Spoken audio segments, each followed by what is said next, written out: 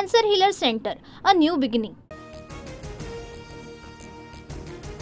छेडछाड आणि ब्लॅकमेलला कंटाळून बीडच्या तरुणीची आत्महत्या. आरोपी अभिषेक कदमची जामिनावर सुटका. आजच्या दिवशी म्हणजेच 20 एप्रिल रोजी तरुणीचं लग्न होतं.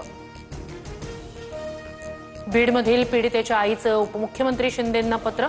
मुलांच्या छेडछाडीनंतर मुलीनं गळफास घेऊन जीवन संपवलं. नराधमांना तेवढीच शिक्षा होणं अपेक्षित, पीडितेच्या आईची मागणी. मुंबईच्या वडाळ्यात रामनवमीच्या रॅली दरम्यान राडा. पोलीस आणि विश्व हिंदू परिषदेचे कार्यकर्ते आमने-सामने. लाठीचार्ज केल्याचा कार्यकर्त्यांचा आरोप. राज ठाकरेंची उद्धव ठाकरेंसोबत युतीची तयारी. मात्र उद्धव ठाकरेंची युतीसाठी राज ठाकरेंसमोर अट. तर युतीच्या अटीवरून मनसे आणि ठाकरेंच्या सेनेच्या नेत्यांमध्ये झुंपली. एकनाथ शिंदेंचा संताप. मात्र फडणवीसांच्या पोटात ढवळाढवळ. मनसेसोबतच्या युतीवरून राऊतांचा निशाणा. तर कोणत्याही अटी नाहीत. राज आणि उद्धव ठाकरेंची सहमती असेल तर युती होईल, राऊतांचा दावा. मोंगे विरोधी आंदोलनावेळी आमच्यावर 17,000 केसेस दाखल केल्या. मग यासाठी उद्धव ठाकरे मनसैनिकांची माफी मागणार का? ठाकरेंच्या युतीबाबतच्या तयारीनंतर संदीप देशपांडेंचा सवाल. मुंबई ठाणे परिसरात ठाकरे बंधू एकत्र येण्यासाठी बॅनरबाजी. महाराष्ट्राच्या आणि मराठी माणसाच्या हितासाठी एकत्र असल्याचा बॅनरवर उल्लेख. युतीच्या चर्चेनंतर ठाकरे समर्थकांमध्ये आशादायी चित्र. राज ठाकरे अटीशर्थींनी झुकतील असं वाटत नाही. शिंदेंशी संपर्क तोडा, फडणवीसांशी बोलू नका अशा अटी घालून राजकारण होतं का? उदय सामंतांचा उद्धव ठाकरेंना सवाल. ठाकरे बंधू एकत्र येण्याच्या प्रश्नावर शरद पवारांची कोणतीही प्रतिक्रिया नाही. तर दोन कुटुंब एकत्र येत असल्यास आनंद. सुप्रिया सुळेंची प्रतिक्रिया. कार्यकर्त्यांच्या भावना असतात, मात्र त्याचा काही परिणाम होईल असं वाटत नाही.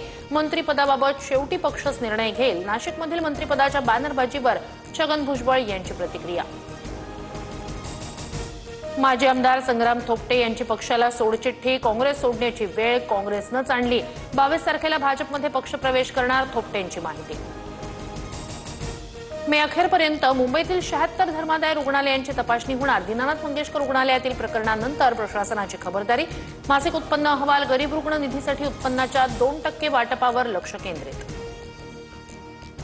बडतर्फ रणजित कासलेला निवडणूक ड्युटीच नव्हती. कासलेचे दावे तथ्यहीन. निवडणूक आयोगाचं स्पष्टीकरण. परळीत बंदोबस्तावेळी ईव्हीएम मशीन असलेल्या ठिकाणाहून आपल्याला हटवलं, कासलेचा होता दावा. नाशिकच्या बोरीचिवारी गावात पाणी टंचाईचं संकट. पाण्यासाठी महिलांचा संघर्ष. विहिरीत उतरून पाणी भरण्याची महिलांवर वेळ. इगतपुरी अमरावतीच्या मेळघाटात भीषण पाणी टंचाई. महिलांची पाण्यासाठी पायपीट. जंगलातून 3 किलोमीटरपर्यंत घोटभर पाण्यासाठी जीवघेणा प्रवास.